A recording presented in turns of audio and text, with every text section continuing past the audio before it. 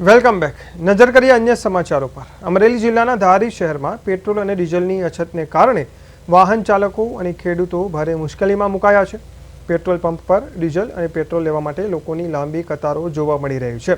ચોમાસાની આગોતરી તૈયારી અને ખેતીની સિઝન વચ્ચે ખેડૂતોને ડીઝલ મેળવવામાં મુશ્કેલી પડતા તેઓ પણ મોટી સંખ્યામાં પંપ પર પહોંચી રહ્યા હતા. પરિસ્થિતિ એવી બની કે વાહનો અને બેરલની લાંબી લાઈનો લાગતા ધક્કામુક્કીના દ્રશ્યો પણ જોવા મળ્યા હતા. અછતની પરિસ્થિતિ વચ્ચે તંત્ર દ્વારા લોકોને અફવાઓ પર ધ્યાન ન આપવા અને શાંતિ જાળવવા અપીલ કરવામાં આવી છે. હાલ ડીઝલ અને પેટ્રોલના પુરવઠાને લઈને લોકોમાં ચિંતા જોવા મળી રહી છે, જેને લઈને લોકો મોટી સંખ્યામાં પેટ્રોલ પંપ પર પેટ્રોલ અને ડીઝલ લેવા ઉમટી પડ્યા હતા.